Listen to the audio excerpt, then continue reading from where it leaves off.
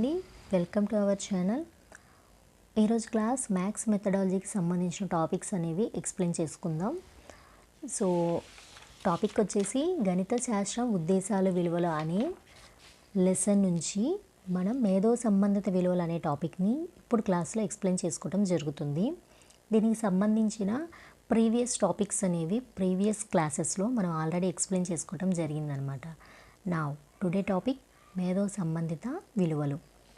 ఇక్కడ ఏంటంటే గణిత శాస్త్ర అధ్యయనం ద్వారా విద్యార్థుల్లో పరిశీలన శక్తి అంటే అబ్జర్వేషన్ పవర్, ఏకాగ్రత, తార్కిక ఆలోచన, క్రమబద్ధమైన వివేచన, సహజత్వం ఇవన్నీ డెవలప్ అవుతాయని మనకు ఆల్రెడీ తెలుసు. అవన్నీ మేధోశక్తుల అభివృద్ధి, అవన్నీ కూడా మేధోశక్తులకు చెందిన అంశాలు. అవన్నీ కూడా అభివృద్ధి చెందుతాయి. ఎలా అభివృద్ధి చెందుతాయి? గణిత శాస్త్ర అధ్యయనం ద్వారా అభివృద్ధి చెందుతాయి అని ఇక్కడ చెప్తున్నారు. ఏదైతే ఈ గణిత శాస్త్ర అధ్యయనం ద్వారా ఆ పర్టికులర్ పర్సన్ సంపాదించిన జ్ఞానం ఉందో దాన్ని ఏం చేస్తారు? సందర్భానుసారంగా వివేకంతో వినియోగించుకొని ఆ వ్యక్తి అభివృద్ధి చెందుతాడనమాట. సో అతని అభివృద్ధికి చిహ్నమే ఇది అనమాట. ఏది? గణిత శాస్త్ర అధ్యయనం. సో ఎవరైతే గణిత శాస్త్రాన్ని అధ్యయనం చేస్తారో వాళ్ళకి ఆటోమేటిక్గా ఏమవుతుంది? అబ్జర్వేషన్ పవర్ పెరుగుతుంది, కాన్సన్ట్రేషన్ పెరుగుతుంది, లాజికల్ థింకింగ్ అనేది చాలా ఇంపార్టెంట్. మ్యాథమెటిక్స్ ప్రాక్టీస్ చేసే వాళ్ళకి కానీ, మ్యాథమెటిక్స్ని ఇష్టపడే విద్యార్థులకు కానీ ఎవరికైనా కూడా లాజికల్ థింకింగ్ అనేది చాలా చాలా అవసరం. అలాగే ఒక ఆర్డర్లో ఆలోచించడం ఇవన్నీ కూడా ఏంటంటే న్యాచురల్గా వాళ్ళలో అభివృద్ధి అవుతాయి గణిత శాస్త్రం అధ్యయనం చేసేవాళ్ళు. దీనివల్ల వాళ్ళు జ్ఞానాన్ని, కొంత నాలెడ్జ్ అనేది సంపాదిస్తారు. ఆ సంపాదించిన నాలెడ్జ్ని వదిలేరు. సందర్భానుసారంగా ఎక్కడ వినియోగించాలో, ఎక్కడ పరిశీలన శక్తిని వినియోగించాలి, ఎక్కడ ఏకాగ్రతతో వర్క్ చేయాలి, ఎక్కడ లాజికల్గా థింక్ చేయాలి, ఇవన్నీ కూడా ఏంటంటే సందర్భానుసారంగా వివేకముతో వాళ్ళు ఏం చేస్తారు? యూటిలైజ్ చేసుకుంటారు. ఈ జ్ఞానాన్నింటినీ వినియోగించుకోవటమే ఆ వ్యక్తి అభివృద్ధికి చిహ్నం.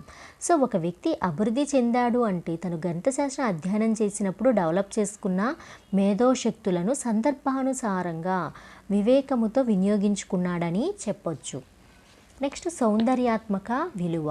గణిత శాస్త్ర బోధన విలువల్లో ఇప్పుడు మనం చెప్పుకోబోయేది సౌందర్యాత్మక విలువ. ఇదేంటంటే సింపుల్. ఎక్కడ లయ ఉంటుందో అక్కడ సంఖ్య ఉంటుంది, లయ ఎక్కడ ఉంటే అక్కడ సంఖ్య ఉంటుందని చెప్తున్నారు. నెక్స్ట్ సృజనాత్మక విలువ. సృజనాత్మకత అంటే మనకు తెలుసు క్రియేటివిటీ. క్రియేటివిటీ అంటే ఏంటి? కొత్త విషయాలను కనుక్కోవటం ఆర్ ఉన్న విషయాలను ఏం చేయాలి? కొత్తగా రీమోడల్ చేసి కానీ వేరే దృక్పథంలో, వేరే కోణంలో చూపించటం అన్నమాట.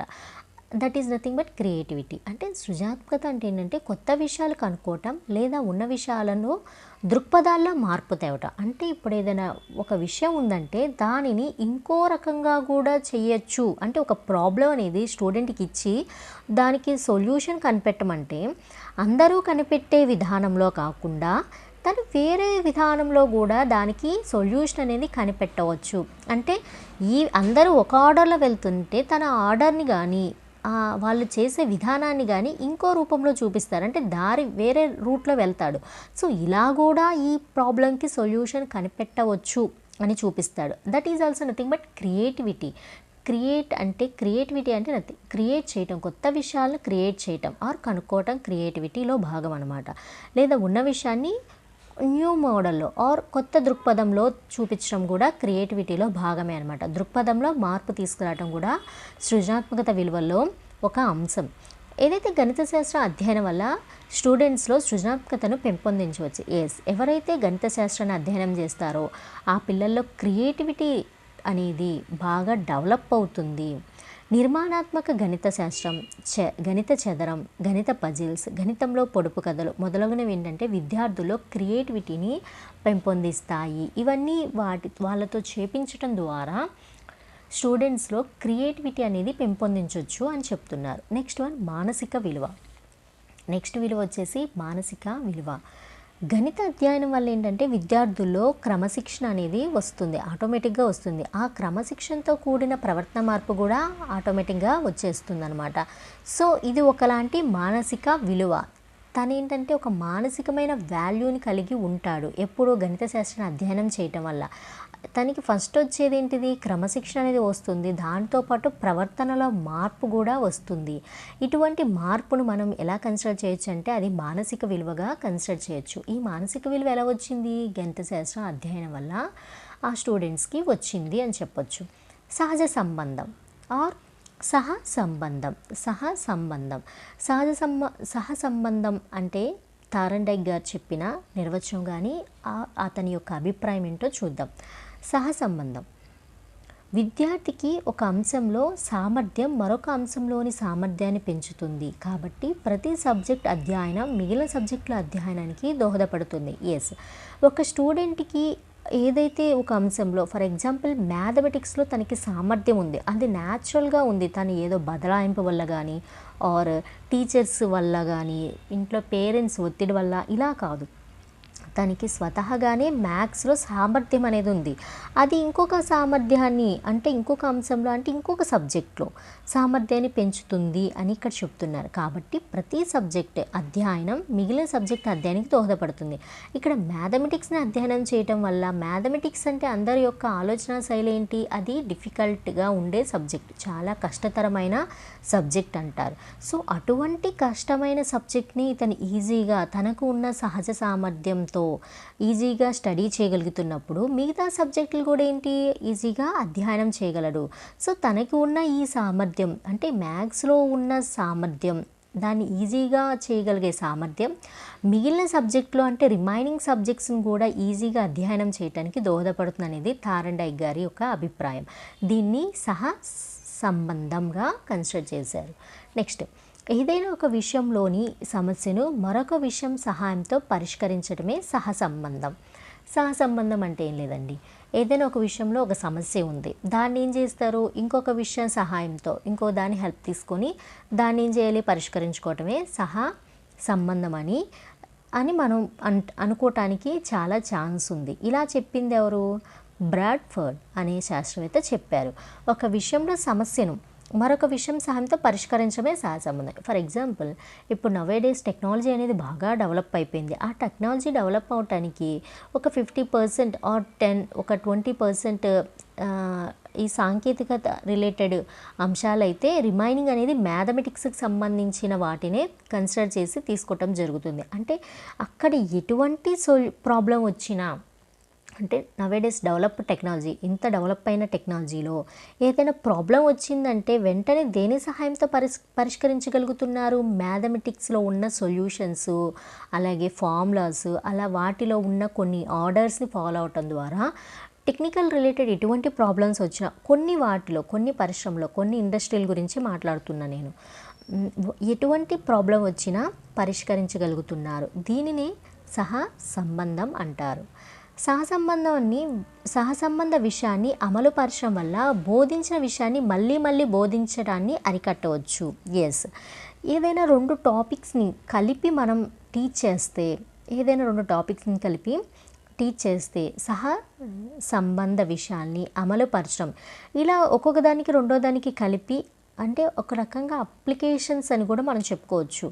అలా టీచ్ చేయటం వల్ల, అలా అమలు పరచడం వల్ల ఏంటంటే బోధించిన విషయం మళ్ళీ బోధించడానికి అవకాశం ఉండదు. ఎందుకని, ఒకసారి చెప్పిందే వాళ్ళకి ఈజీగా అర్థమైపోతుంది, ఎక్కువ కాలం గుర్తుండటానికి ఛాన్స్ ఉంటుంది. ఎందుకని, అక్కడ సహసంబంధం అనే విలువని మనం ఇక్కడ యూటిలైజ్ చేసాం. కాబట్టి విషయాన్ని ఎలా అమలుపరిచాము, ఎలా పిల్లలకి టీచ్ చేస్తున్నాము, ఒక విషయాన్ని ఇంకొక విషయంతో కలిపి బోధిస్తున్నాము. అక్కడ రెండు రకాల పనులు జరుగుతున్నాయి. ఒక దాని యొక్క హెల్ప్ తీసుకోవటం జరుగుతుంది, రెండింటిని ఏం చేస్తున్నాను, జోడించి చెప్పడం జరుగుతుంది. దానివల్ల విషయాన్ని పదే చెప్పాల్సిన అవసరం ఉండదు అని ఇక్కడ చెప్తున్నారు. ఇది సహసంబంధ విలువ. నెక్స్ట్, ఉపాధ్యాయుడు రెండు సబ్జెక్టులో శిక్షణ పొందటం వల్ల ఆయా సబ్జెక్టులో వివిధ అంశాల మధ్య గల సంబంధాలను చర్చించుకొని సమన్వయ విధానాన్ని అమలుపరచవచ్చు. ఎస్, సో టీచర్స్ అంటేనే ఆల్రౌండర్స్, అంటే అన్ని సబ్జెక్ట్స్ని చెప్పగలిగిన సామర్థ్యం అనేది టీచర్స్లో ఖచ్చితంగా ఉంటుంది. అది ఏ సబ్జెక్ట్ టీచర్ అయినప్పటికీ, మ్యాథమెటిక్స్ టీచరా, బయాలజీ టీచరా, సోషల్ టీచరా, తెలుగు, ఇంగ్లీష్, వాటెవర్, ఏదైనా కూడా టీచర్ అంటేనే అతనికి అన్ని సబ్జెక్టుల మీద ఎంతో కొంత పట్టు అనేది ఉంటుంది. తన సబ్జెక్ట్ మీద పట్టు ఎక్కువ ఉంటుంది, మిగతా సబ్జెక్టుల మీద కూడా ఖచ్చితంగా తనకి గ్రిప్ అనేది ఉంటుంది. సో 2 సబ్జెక్టులో శిక్షణ పొందటం వల్ల ఆయా సబ్జెక్ట్లోని 2 సబ్జెక్ట్స్ అంటే ఫర్ ఎగ్జాంపుల్ మ్యాథమెటిక్స్ వాళ్ళకి మ్యాథ్స్ ఫిజిక్స్ అనేది బాగా ఉంటుంది, దాంట్లో ఆల్రెడీ వాళ్ళు శిక్షణ పొంది ఉంటారు. దానివల్ల ఆయా సబ్జెక్టులోని వివిధ అంశాల మధ్య గల అంటే మ్యాథమెటిక్స్ అంటే ఫిజిక్స్ ఉందనుకోండి, ఫిజిక్స్లో కొన్ని ప్రాబ్లమ్స్ ఉంటాయి కదా, వాటికి సొల్యూషన్స్కి వాళ్ళు దేన్ని ఆశ్రయిస్తారు, ఖచ్చితంగా మ్యాథమెటిక్స్ని ఉపయోగించవచ్చు. సో ఇక్కడ 2 సబ్జెక్టులో శిక్షణ పొంది ఉన్నారు ఎవరు, మ్యాథమెటిక్స్ టీచర్. అటు ఫిజిక్స్ అలాగే at the same time mathematics శిక్షణ పొంది ఉండటం వల్ల ఆయా సబ్జెక్టులోని వివిధ అంశాల మధ్య గల సంబంధాలు చర్చించుకొని ఏవైతే ఫిజిక్స్లో కొన్ని ప్రాబ్లమ్స్ ఉంటాయో ఆ రెండింటి మధ్య కామన్గా ఉన్న పాయింట్ని ఏం చేస్తారు, చర్చించుకొని సమన్వయ విధానాన్ని అమలుపరచవచ్చు. ఆ రెండింటిని సమన్వయపరిచి ఈజీగా పిల్లలకి టీచ్ చేయడానికి అవకాశం ఉంటుంది. ఎప్పుడు 2 సబ్జెక్టులో శిక్షణ పొంది 2 సబ్జెక్ట్స్ మీద గ్రిప్ ఉన్నప్పుడు అని చెప్తున్నారు. ఎగ్జాంపుల్ ఫిజిక్స్లో ఉండే సమ్స్ ఏవైతే ఉన్నాయో అవి మ్యాథ్స్ రిలేటెడ్ ఉన్న ఫార్ములాస్ని కొన్ని వాటిని అప్లై చేసి వివరించవచ్చు స్టూడెంట్స్కి. నెక్స్ట్ వన్, సహసంబంధం 2 రకాలు. సహసంబంధాలు కూడా ఎన్ని రకాలుగా ఉన్నాయండి, 2 రకాలుగా ఉన్నాయి. అవేంటంటే ఒకటి బాహ్య సహ సంబంధం, సెకండ్ వన్ అంతర్గత సహ సంబంధం. సహసంబంధాలు కూడా 2 రకాలుగా ఉన్నాయి. ఫస్ట్ వన్ బాహ్య సహ సంబంధం, సెకండ్ అంతర్గత సహ సంబంధం. గణితానికి నిత్య జీవిత అంశాలకు మధ్య ఉండే సహ సంబంధం. సో ఇక్కడ ఏంటి, గణితానికి నిత్య జీవిత అంశాలకు చాలా దగ్గర సంబంధాలు ఉంటాయన్నమాట. అవి ఏంటంటే చిన్న వ్యాపారాలు మొదలుకొని పెద్ద వ్యాపారస్తుల వరకు కూడా ఏంటంటే వారి వ్యాపార అభివృద్ధిని నిరూపించడానికి గణితమే ఆధారం. ఎస్, ఏదైనా డెవలప్ అయ్యింది వ్యాపారం, ఒక బిజినెస్ పెట్టారు, అది చిన్న బిజినెస్సా పెద్ద బిజినెస్ అనేది తర్వాత విషయం. ఆ చిన్న బిజినెస్, ఆ చిన్న వ్యాపారం అనేది దినదినాభివృద్ధి చెంది ఒక పెద్ద బిజినెస్గా డెవలప్ అయిందంటే ఆ బిజినెస్, ఆ వ్యాపారం అనేది అభివృద్ధి చెందడానికి ఏమి ఆధారమైంది వాళ్ళకి, గణితమే. ఆ అభివృద్ధిని ఎలా డెవలప్ అయ్యారు మీరు, అసలు ఇంత చిన్న వ్యాపారం పెట్టారు కదా, అది ఈరోజు ఇంత పెద్ద వ్యాపారం అయింది. మీరు ఒక చిన్న వ్యాపారస్తులు మాత్రమే, ఇప్పుడు ఇంత పెద్ద వ్యాపారస్తులు ఎలా అయ్యారు అంటే వారు ఆ వ్యాపార అభివృద్ధి సూత్రాలని చెప్పటానికి ఆర్ ఎలా జరిగిందని చెప్తున్నారు అంటే ఆ వ్యాపార అభివృద్ధిని వాళ్ళు ప్రూవ్ చేయటానికి వాళ్ళు తీసుకునే ఆధారం ఏంటి, మ్యాథమెటిక్స్, గణితమే ఆధారం. సో ఈ విధంగా గణితానికి నిత్య జీవిత అంశాలకు మధ్య సహసంబంధం ఉన్నట్టే కదా. నెక్స్ట్ వన్ వడ్డీ శాతం. నెక్స్ట్ వన్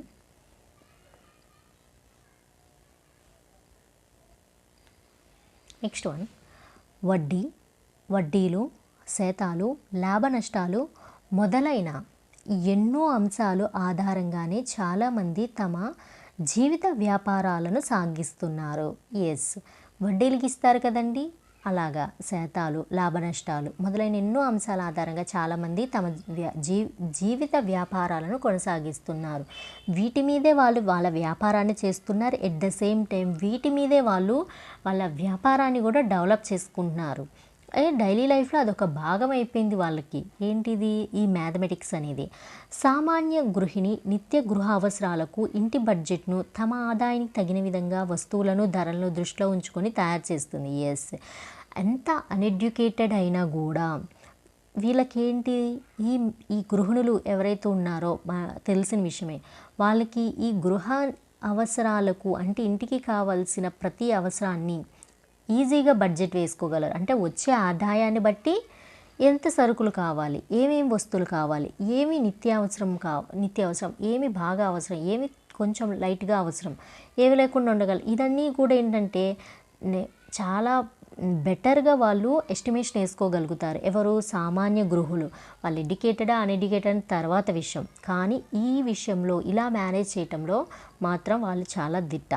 సామాన్య గృహిణి నిత్య గృహ అవసరాలకు ఇంటి బడ్జెట్ ఏంటంటే తమ ఆదాయానికి తగిన విధంగా వస్తువుల ధరను దృష్టిలో ఉంచుకొని తయారు చేసుకుంటుంది. ఇక్కడ కూడా నిత్య జీవితంలో గణితాన్ని యూజ్ చేసినట్టే కదండి. నెక్స్ట్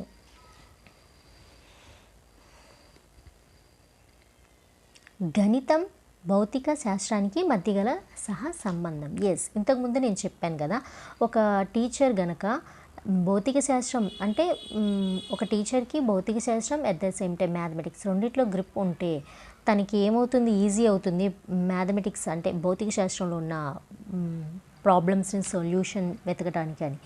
ఇక్కడ ఏంటంటే గణితం భౌతిక శాస్త్రానికి మధ్య గల సహసంబంధం.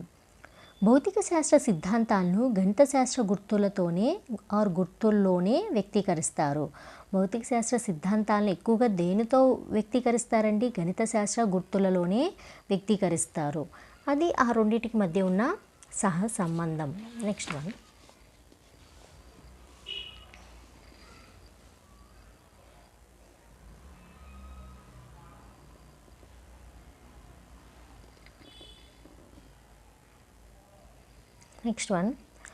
భౌతిక శాస్త్ర సూత్రాల నిరూపణ విధానం గణిత శాస్త్రమే. ఇంతకుముందు మనం ఆల్రెడీ చెప్పుకున్నాం. ఏదైతే ఫిజిక్స్లో ఫార్ములాస్ ఉన్నాయో వాటిని నిరూపించే విధానం ఏంటిది? నథింగ్ బట్ మ్యాథమెటిక్స్, గణిత శాస్త్రమే. కలన గణితం, నిరూపక గణితాలే భౌతిక శాస్త్రాభివృద్ధికి మూలాలు. వీటిలో మెయిన్గా ఉండే ఏంటి? కలన గణితము అట్ ద సేమ్ టైం నిరూపణ గణితాలే భౌతిక శాస్త్రాభివృద్ధికి మూలాలు. భౌతిక శాస్త్రం డెవలప్ అయిందంటే వీటి వల్లే అని చెప్తున్నారు. భౌతిక శాస్త్ర భాగాలైన హీట్, సౌండ్, థర్మోడైనమిక్స్, విద్యుత్ శక్తి సూత్రాలు మొదలైనవి గణిత శాస్త్రాధారాలే. భౌతిక శాస్త్ర భాగాలైన భౌతిక శాస్త్రంలో మెయిన్గా ఉండే ఏంటండి? Heat, sound, thermodynamics at the same time విద్యుత్ శక్తి సూత్రాలు మొదలైనవన్నీ ఏంటి? గణిత శాస్త్ర ఆధారాలు. ఇవన్నీ కూడా దేని ఆధారంగా డెవలప్ అయినాయండి అంటే nothing but mathematics. Next one, గణితం రసాయనిక శాస్త్రం మధ్య సంబంధాలు. అంటే గణితానికి ఇదేంటంటే ఒకలాంటి అప్లికేషన్స్ అంటాం కదా, అప్లైడ్ బయాలజీ, అప్లైడ్ సైకాలజీలో అప్లైడ్ మ్యాథమెటిక్స్ అనమాట. మ్యాథమెటిక్స్ని వివిధ శాస్త్రాల్లో కూడా మనం అప్లై చేయొచ్చు. సహజ సంబంధం is nothing but applications. Apply చేసి మనం ఆ పర్టికులర్ సబ్జెక్ట్ని ఈజీగా ఎక్స్ప్లెయిన్ చేయడానికి, ఈజీగా అవగాహన చేసుకోవటానికి ఉపయోగిస్తున్నాం అన్నమాట.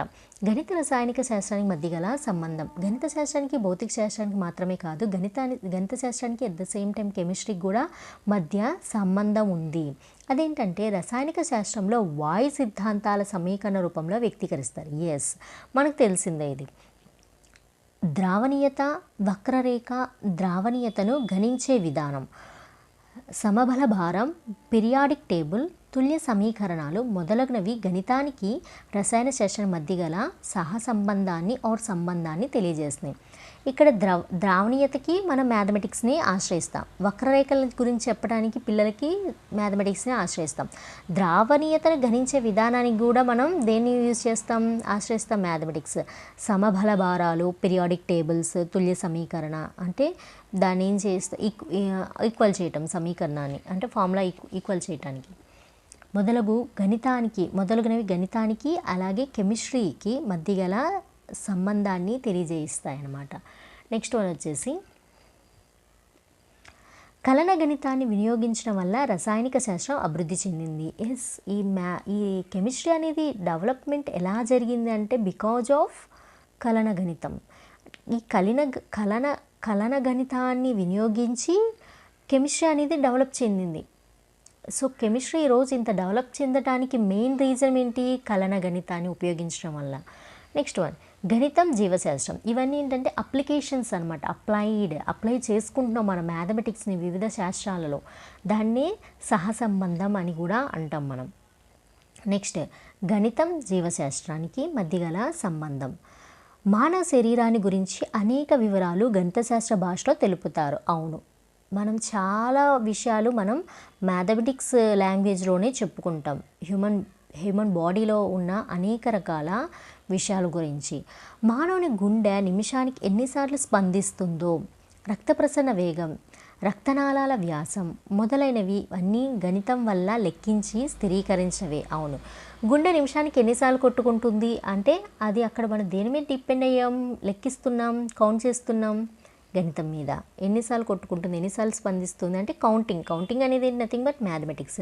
రక్త ప్రసరణ వేగం, ఇక్కడ వేగాన్ని కూడా మనం కొలవటానికి మ్యాథమెటిక్స్ని యూజ్ చేస్తున్నాం. రక్తనాళాల వ్యాసం, ఇవన్నీ కూడా ఏంటంటే గణితం వల్ల లెక్కించి స్థిరీకరించినవే. ఇవేంటో ఓన్లీ బయాలజీ మీద డిపెండ్ అయ్యి స్థిరీకరించినవి కాదు. వాళ్ళు దాంట్లో ఉన్న సహసంబంధం అంటే మ్యాథమెటిక్స్ని అప్లై చేసి స్థిరీకరించారు వీటన్నిటిని. మానవ శరీర నిర్మాణం, శరీర సౌష్ఠవాన్ని, శరీరంలో ఎముకల సంఖ్య మొదలైనవన్నీ గణితశాస్త్ర సూత్రాలు అనుసరించే ఉన్నాయి. ఎస్, మానవ శరీర నిర్మాణం, దీన్ని మనం మానవ సౌష్ఠవం అంటాం కదా. సౌష్ఠవం అంటే ఇవి కూడా దేనికి సంబంధించింది? మ్యాథమెటిక్స్కి సంబంధించినదే. శరీర సౌష్ఠవాన్ని కానీ శరీరంలో ఉన్న బోన్స్ని కౌంట్ చేయడానికి కూడా మనం మ్యాథమెటిక్స్ని యూజ్ చేస్తాం. మొదలైనవన్నీ గణితశాస్త్ర సూత్రాలను అనుసరించే ఉన్నాయన్నమాట. జన్యుశాస్త్ర పితామహుడుగా జాన్ గ్రిగర్ మెండల్ పిలువబడుతున్నారు. ఎస్, ఇతను ఏంటంటే జన్యుశాస్త్ర పితామహుడు. ఫస్ట్లో ఏంటంటే ఈయన దానికి సంబంధించిన ఫస్ట్ ఇది చెప్పుకుందాం. బహిర్గతత్వ నియమం, హృదకర్ణ నియమం, స్వతంత్ర ప్యూహ్య నియమం ఫలితాలను, నివృత్తులను నిష్పత్తులను రూపంలో గణిత సూత్రాల ఆధారంగానే వివరించబడ్డాయి. సో గణిత శాస్త్రం వల్ల జీవశాస్త్ర అభివృద్ధి తెలపడానికి బయో ఇంజనీరింగ్. ఇక్కడ ఏంటంటే గణిత శాస్త్ర పితామహుడుగా జాన్ గ్రిగర్ మెండల్ని మనం చెప్పుకున్నాం, ఫాదర్ ఆఫ్ జెనెటిక్స్. ఈయన ఏం చేశారంటే మొట్టమొదటిగా ఈ జెనెటిక్స్ గురించి చెప్పడానికి ఇప్పుడు చెప్పుకున్నారు కదా, బహిర్గతత్వ నియమం, హృదకర్ణ నియమం, స్వతంత్ర నియమం, ఇవన్నీ ఏంటంటే ఆయన వాటన్నిటిని ఏంటంటే నిష్పత్తుల రూపంలో గణిత సూత్రాలను అనుసరించి వివరించారన్నమాట. మొదట్లో ఈయన ఇలా ఎక్స్ప్లెయిన్ చేసినందుకు ఈయన బయాలజీలో మ్యాథమెటిక్స్ తీసుకొచ్చారని చెప్పేసి ఆయన చెప్పిన ఫార్ములాస్ని, ఆయన చెప్పిన సిద్ధాంతాలను అన్నిటిని అంటే కొట్టివేశారు. కానీ తర్వాత ఈ మోడల్లో చెప్తేనే ఈ జెనెటిక్స్ అనేవి అవగతం అవుతాయి, ఫర్దర్గా దాని మీద స్టడీ చేయడానికి తర్వాత వచ్చే సైంటిస్టులకి ఎంతో యూజ్ఫుల్ అవుతుంది. ఈ వే తప్పితే జెనెటిక్స్ని ఎక్స్ప్లెయిన్ చేయడం అనేది ఇంకో వే అనేది లేదు. Without mathematics there is no genetics, ఓకేనా అనే రేంజ్కి వెళ్ళింది. సో ఫస్ట్ ఏదైతే కాదన్నారో ఈయన కనుగొన్నది, జాన్ గ్రిగర్ మెండల్ కనుగొన్నది, అదే తర్వాత ఆధారమైనది జన్యుశాస్త్రానికి. సో ఆయన మ్యాథమెటిక్స్ యూజ్ చేశారని దాన్ని టోటల్గా ఏం చేశారు, పక్కకి తోసేయటం జరిగిందనమాట. తర్వాత బికాజ్ ఆఫ్ మ్యాథమెటిక్స్ వల్లే జన్యుశాస్త్రం అనేది ఈనాటికి నిలబడి ఉంది అని అవగతం చేసుకున్నారు. సో ఆయన కొన్ని నియమాలు అయితే చెప్పారు. ఆ నియమాలన్నీ ఏంటంటే గణిత సూత్ర ఆధారాలుగానే వివరించడం అనేది జరిగిందనమాట. నెక్స్ట్ వచ్చేసి గణిత శాస్త్రం వల్ల జీవశాస్త్రం అభివృద్ధిని తెలపడానికి బయో ఇంజనీరింగ్, బయోటెక్నాలజీ మొదలైన ఆధునిక విషయాల్లో మానవుడు సాధించిన ప్రగతే తార్కారం. ఎస్, అంటే ఇక్కడ మ్యాథమెటిక్స్ని అప్లై చేయటం వల్ల మాత్రమే, అంటే రెండు ఒకదానికి, అంటే మ్యాథమెటిక్స్ని తీసుకొచ్చి ఇక్కడ బయో ఇంజనీరింగ్ అంటే బయాలజీని తీసుకొచ్చి మ్యాథమెటిక్స్లో అప్లై చేశారు, బయోటెక్నాలజీలో మ్యాథమెటిక్స్ని తీసుకెళ్ళి బయాలజీలో అప్లై చేశారు. ఇలాగా ఆధునిక విషయాల్లో మానవుడు సాధించిన ప్రగతికి తాత్కారం ఏంటంటే ఈ సహసంబంధాలు, అంటే ఒక శాస్త్రానికి ఇంకో శాస్త్రానికి మధ్య ఉన్న సహసంబంధాలు అని చెప్పుకోవచ్చు. నెక్స్ట్ వన్, గణిత భాషకు మధ్య గల సహసంబంధం. గణితం భాషకు మధ్య గల సహసంబంధం ఏంటో చూద్దాం. ఇక్కడ ఏంటంటే గణిత భాష తెలిస్తేనే గణితాంశాలు క్లుప్తంగాను సరైన విధంగాను తెలపవచ్చు. గణితానికి ఒక భాష ఉంటుందంటే ఎస్, ఎవ్రీథింగ్, అంటే ప్రతి ఒక్క శాస్త్రం, ప్రతి ఒక్క science have its own language. ప్రతి ఒక్క దానికి అంటూ ఒక ఓన్ లాంగ్వేజ్ ఉంటుంది ఖచ్చితంగా. అలాగే గణితానికి కూడా ఒక ఓన్ లాంగ్వేజ్ ఉంది. గణిత భాష తెలిస్తేనే గణితాంశాలు క్లుప్తంగా సరైన విధానంగా తెలపవచ్చు అన్నమాట. పదాలు, గణాలు, యతిస్థానాలు గణిత ఆధారాలే. ఇప్పుడు మనం ఏదైతే పదాలు, గణాలు, యతిస్థానాలు చెప్పుకున్నాం అవన్నీ దేని బేస్ మీద వచ్చినాయి, దేనికి, వీటన్నిటికి పునాది ఏంటంటే నథింగ్ బట్ మ్యాథమెటిక్స్ అన్నమాట. భాషకు మూలమైన వ్యాకరణం ఒక గణిత ప్రక్రియ. వ్యాకరణం అంటారు కదా తెలుగులో. ఆ వ్యాకరణం అనేది ఏంటి, అది ఒక మ్యాథమెటిక్ ప్రాసెస్ అనమాట. సో భాషకు, లాంగ్వేజ్కి మూలమైనది వ్యాకరణం, అవునా? లాంగ్వేజ్ అంటే ఖచ్చితంగా ఏముండాలి, వ్యాకరణం ఉంటుంది. ఆ వ్యాకరణానికి మూలమైనది గణితం. అది ఒక మ్యాథమెటిక్ ప్రాసెస్ అనమాట, అది ఏ లాంగ్వేజ్ తీసుకున్నా. నెక్స్ట్ వన్, గణితాన్ని భాషలతో సమన్వయపరిచినప్పుడే ఘనజతం రాణిస్తుంది. ఘనజతం అనేది చెప్తున్నారు. భాషలతో సమన్వయపరచాలి, ఇక్కడ కూడా అప్లికేషన్ అనమాట. నెక్స్ట్, గణితం సాంఘిక శాస్త్రానికి మధ్య గల సంబంధం. గణితం సాంఘిక శాస్త్రానికి మధ్య గల సంబంధం. కాల నిర్ణయం అంటే సాంఘిక శాస్త్రం అంటే తెలుసు కదండి, సోషల్. కాల నిర్ణయం చరిత్రకు మూలాధారం. కాల నిర్ణయం చరిత్రకు మూలాధారం. క్రీస్తు పూర్వం, క్రీస్తు తర్వాత జరిగిన చారిత్రక అంశాలు గణితంలో సంఖ్యారేఖలతో సమన్వయానికి ఒక ఎగ్జాంపుల్ అంట. హిస్టరీ గురించి చెప్పాలంటే ఇక్కడ వాళ్ళు ఖచ్చితంగా దేన్ని అప్లై చేయాలి? మ్యాథమెటిక్స్ని అప్లై చేయాలి. చారిత్రక చారిత్రక విషయాల అవగాహనకు టైమ్ లైన్ చార్ట్లు ఉపయోగిస్తారు. ఇది కూడా మ్యాథమెటిక్స్ బేస్ మీద వర్క్ ఆన్ అవుతుంది. పాలనకు, సామ్రాజ్య విస్తరణకు, ఎల్లలు మొదలైన సమాచారానికి గణితం వినియోగపడుతుంది. వీటన్నిటికి కూడా వాళ్ళు ఏం యూజ్ చేశారు అంటే మ్యాథమెటిక్స్నే యూజ్ చేశారు.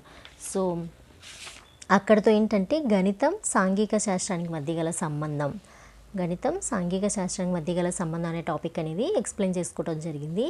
నెక్స్ట్ క్లాస్లో మీ రిమైనింగ్ టాపిక్స్ అనేవి ఎక్స్ప్లెయిన్ చేసుకుందాం. Thank you.